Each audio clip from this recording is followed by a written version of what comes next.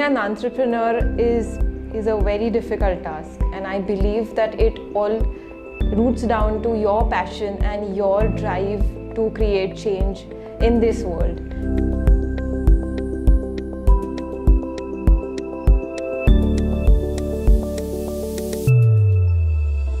Being an entrepreneur is a very difficult task, and I believe that it all roots down to your passion and your drive to create change in this world.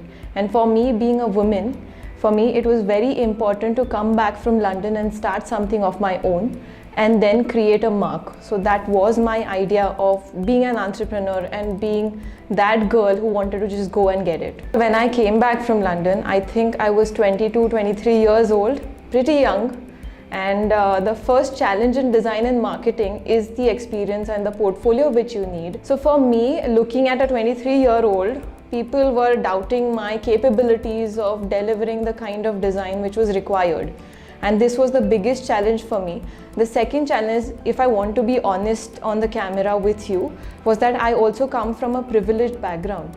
So usually in India it is catered as that, okay, she might be doing it because her father has given her that time to work on something until she gets married, and I wanted to change that narrative.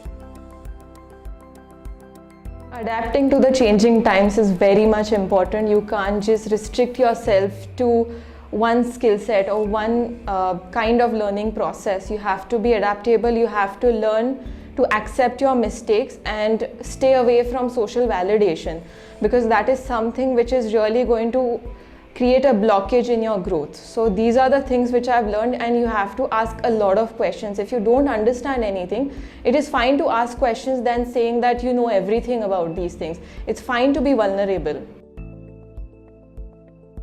Design and marketing is something which is like a backbone for each and every company. Wherever you see, there is design which is speaking volumes to you. And in India, what I felt was that there was a lot of maximal design, and the introduction of minimal design, which kind of creates a very powerful message, was somewhere lacking. And I felt that I could be that storyteller. I could create those strategies that can implement impactful designs in a minimal manner.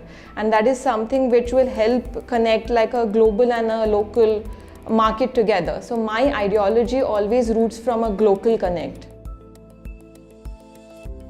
I think a combination of both is so much more important. It is always told to us that you need to work really hard and you need to put yourself out there and everything, but unless and until you are not adaptive enough to the smart work or how you can efficiently collaborate with smart people, smart minds, or people who are good at it. For me as an entrepreneur, I've learned one thing, that you need to understand your weaknesses first and then get the right kind of people who can help you with their strengths and can bridge in that gap and create a solution.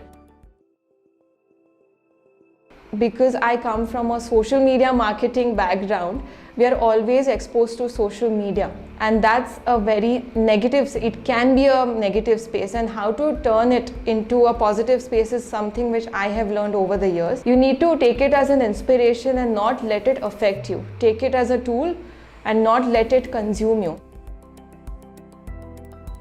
For me to stay mindful is I have made an habit to go to the gym. I love doing weight training, so that is something I spend 1 hour compulsory on my body, my soul and everything, and that is something which makes me happy. After that, on the weekends, I like doing ATV rides and I like archery and I like all of that adventurous stuff, because that gives you that adrenaline rush, and that's so much more, you know, that's amazing activity. It's very different, but I love doing all of these activities.